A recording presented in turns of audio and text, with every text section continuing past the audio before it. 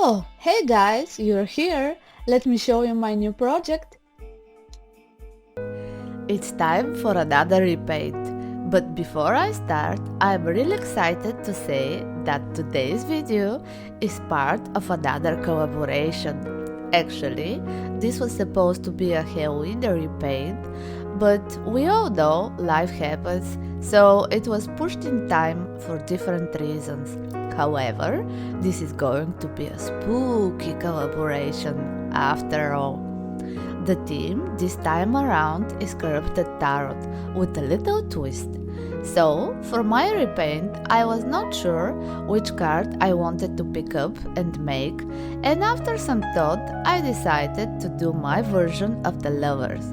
For those who don't know, in the tarot deck, the Lovers card is from the major arcane cards and has its own meanings when upright and reversed.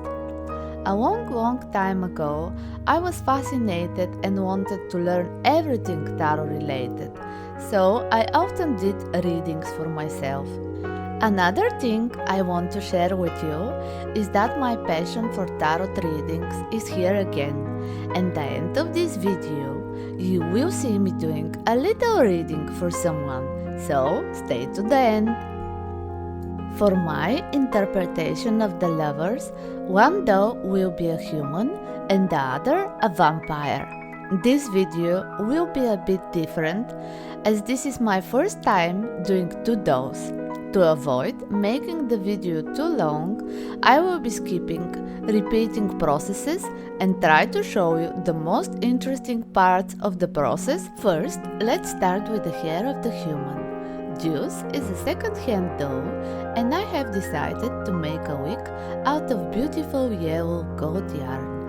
I always start with long strings of yarn, just to be sure I can brush it as long as I can, so I got enough hair to work with. My secret for easier brushing and not to ruin the yarn is to first heat it up with my hair straightener. This way, the yarn is soft and it unravels easy.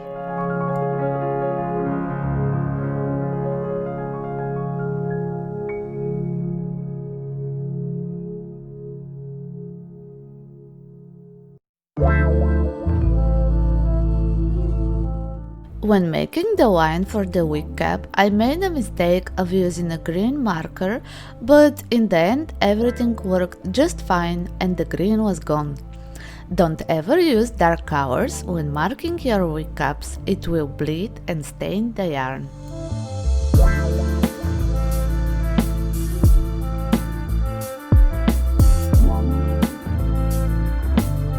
Now it's time for our vampire. She is also a second-hand doll. Originally, someone attempted to put nail polish on her lips and the paint on her neck has fallen off a bit. But first, the hair. I decided to go with rerouting. I have hate-love relationship with this whole process. For some reason, I just love the rerouted hair and hate doing it. Her hair is a blend of white, black and red yarn. I think it turned out gorgeous. Time to make the clothes for our human. The pants and vest are made from the pattern shown here from Requiem Art Designs on Etsy. You can find a link for it in the description. I modified the pattern to fit my doll with slim body type. After that, I made a new white shirt with a V-neck and blue strings. The length of the sleeves is 7/8 on purpose. You will see why later.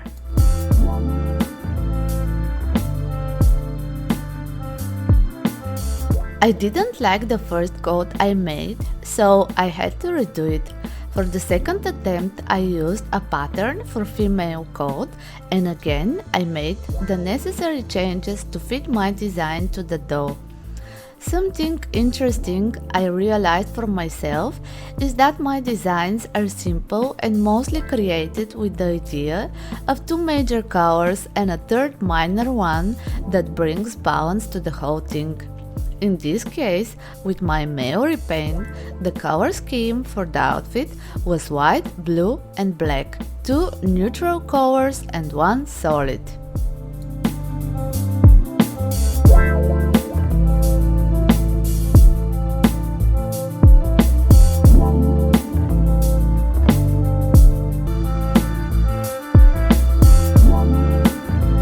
Now it's time to start the vampire outfit. The design will be pretty simple. I'm doing a dress with train and off-shoulder sleeves.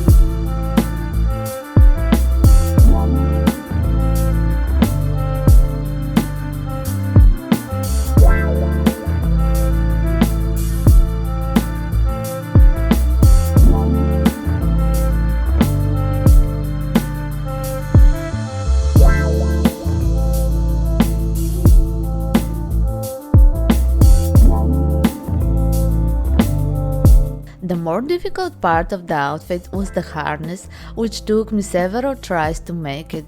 I used fake leather, small jump rings and hooks to make it. It's very delicate and it needs to be handled gently. I love the option of changing the outfit of my dolls, so I always try to make my repainted dolls with the idea that everything can be removed and changed with another outfit. Sometimes it's hard to achieve it, like in this case with the harness, but in the end I managed to do it. A little victory moment.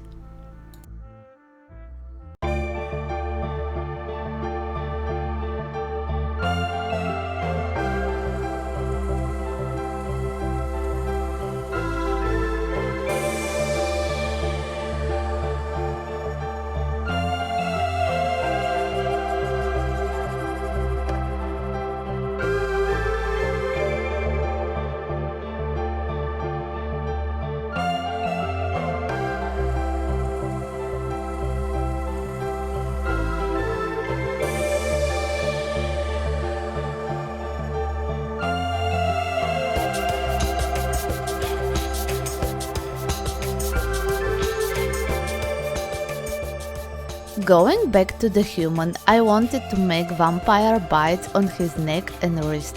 I chose those positions with the whole concept of his outfit and with the idea that you can see them in a certain way and not see them if you want. Everything will be crystal clear at the end, I promise.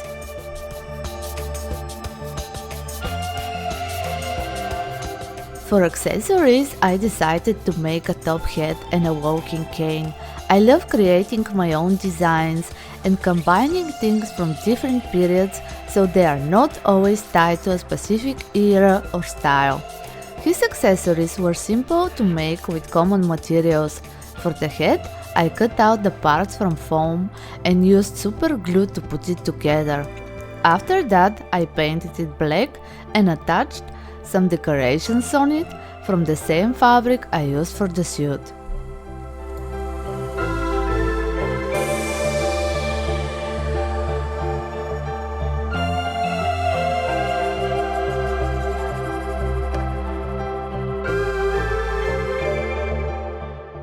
For the cane, I used a chopstick.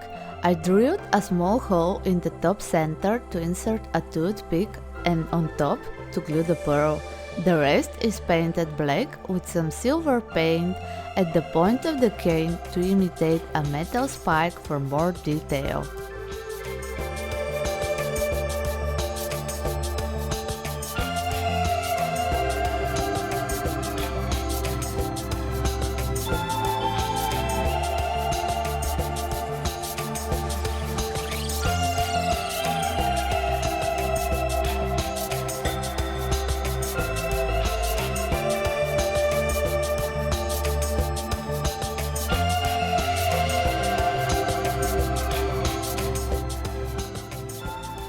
Going back to the vampire, my concept for her was that she will have a veil with flower crown. For the base of the veil, I used a pipe cleaner and some fabric. I wanted to add more of that color blend from her color scheme, which is black, white and red. I twisted the ribbon type thread and sewed it on top of the base. But I was not sure that my floral decorations were appropriate for this scale. However, at the end, I love how the veil ended up. Finally, I added a second layer of the same tulle fabric for more volume and fullness.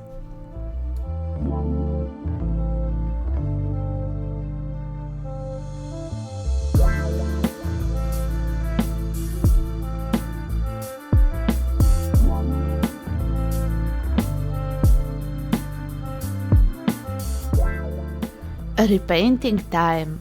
My biggest struggle in every repaint is to make the shape of the eyes as symmetrical as possible.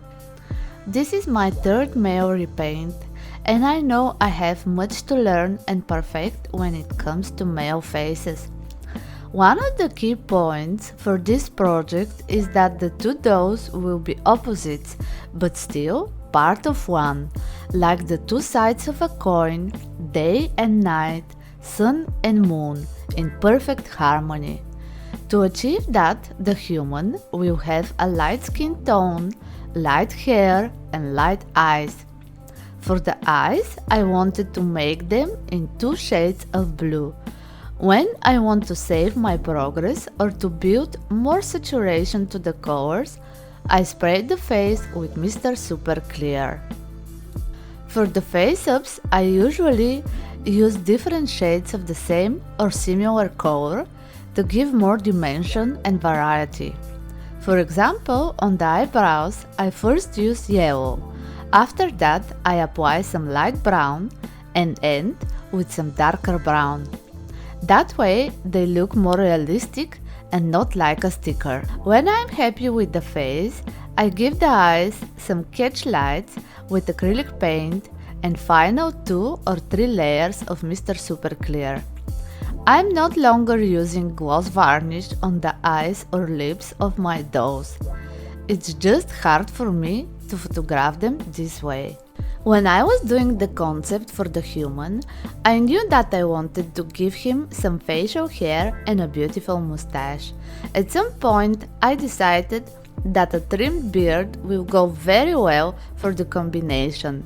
To achieve this, I made some flock from the same color yarn I used for his wig and glued it to his cheek. Time for the vampire repaint.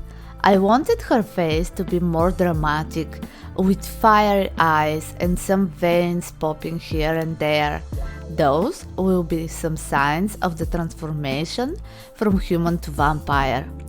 In my mind, she needed to be beautiful and powerful at the same time. Her eyes have to mesmerize everyone that sees her. I gave her a beauty mark and drew the fangs with acrylic paint.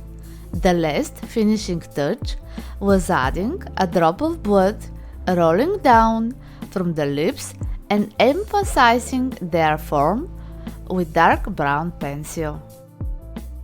It's time to dress up our boy with everything we created for him.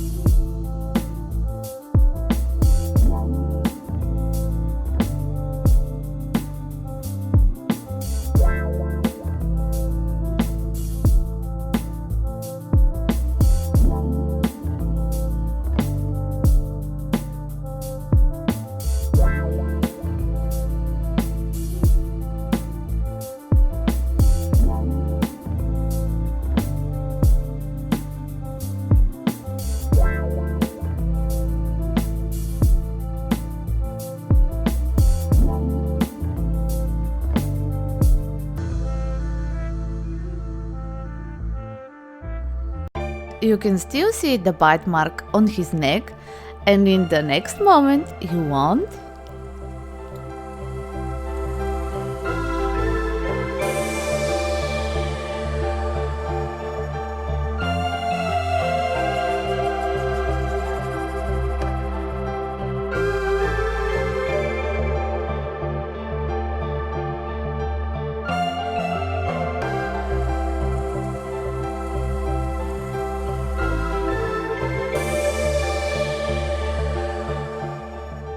The only tricky things here are the sleeves of the shirt and coat, but you can use some tweezers to grab them and pull them through the coat.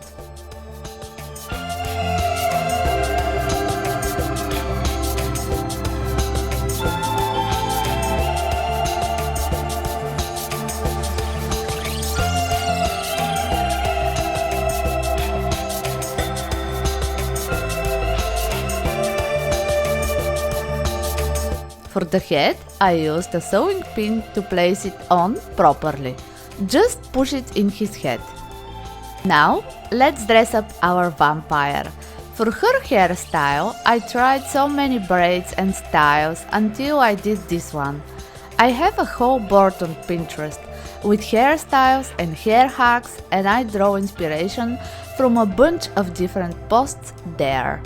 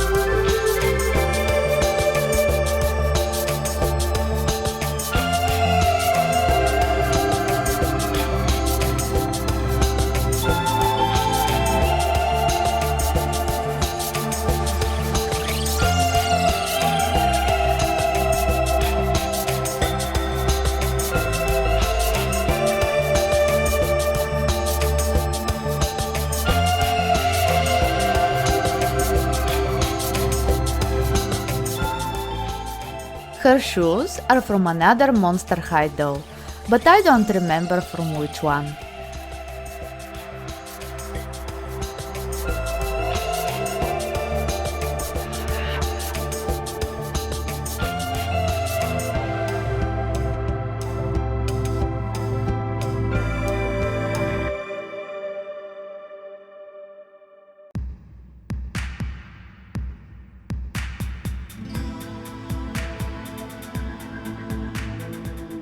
The veil is staying on her head again with sewing pins pushed through. It has been a bit of challenge to have this two dolls project already, but I have decided that for the concept to work properly, I need also to create some nice props. And what is a vampire without a coffin to take a nice nap into? First, I start with a cardboard cutout, just to get the correct proportion for the dolls. After that, my lovely helper, my hubby, cut the parts from MDF board and the fun began. I glued them with wood glue and held them in place for a while to help it stick. At some point through the day, I was not feeling my hands from holding the parts together.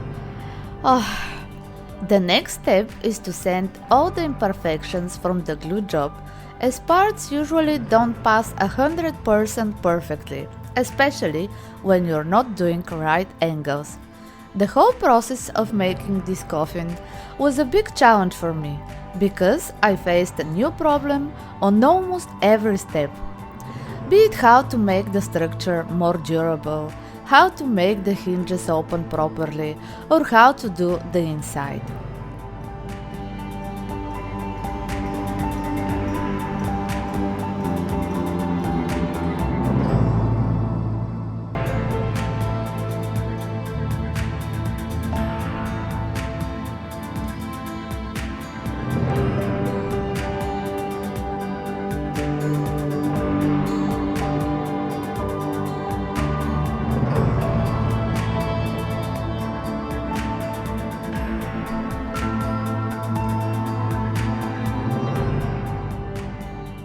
The lining inside is made from 2 layers of fabric.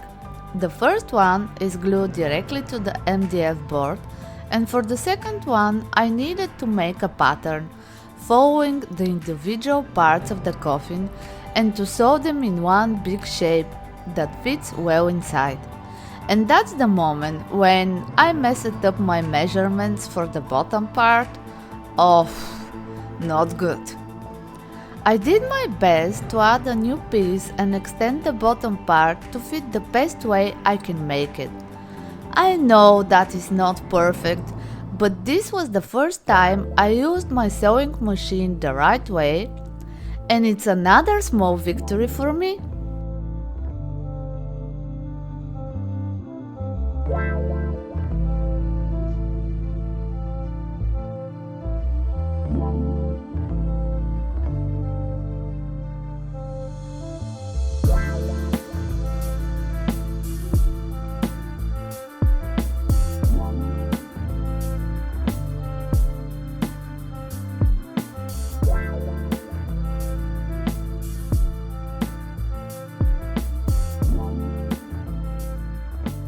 Do you like it? Leave your comment below. Let's begin the grand reveal of my dolls. Friends, big and small, gather around and hear a story of danger, treachery, deception and love. This tale took place long ago in a land long forgotten. I know it from Mini Silvi, as she heard it from another. In time unknown, in a forest old, a young blonde man stepped out on the porch of a small wooden house. What brought him here was the chance to meet one of the greatest fortune tellers of his time. He needed answers, and he needed them badly. His heart was in great pain, as he has lost his wife. After several tedious hours, finally the teller was ready to see him. He entered the house, ending up in a dim-lighted room, where he could only see a table and a shady figure. Without saying a word, she pointed him to sit down and started the session. She was going to do a tarot reading.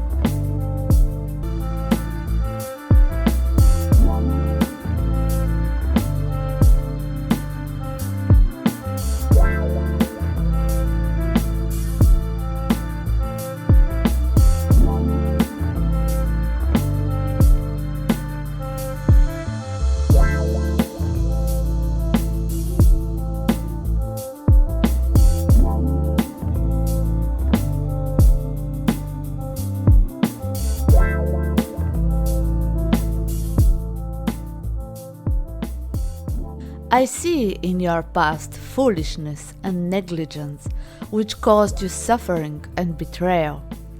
Due to your actions, a very close person to you suffered. You made dangerous enemies, and there is a danger looming over you. This makes you uncertain on how to go on with your life. The cards tell me you will reunite with someone you love. You will abandon your prejudice, and this will help you get justice for the pain caused to you. You want to know what your future holds now, don't you? She is waiting for you, and no vows or fate can keep you apart. Night falls fast and the sky is covered by dark and ominous clouds. Nearby in the dark forest, the night is starting, and its creatures are waking up from their slumber. Still confused by the reading and saddened by the memories, The young man goes to the only place which can give him comfort and be close to his loved one, the graveyard. Buried deep in thoughts, he doesn't notice the figure looming over him. But suddenly, he raises his head to see a beautiful figure. The rest is a story of true love finding its way in different forms.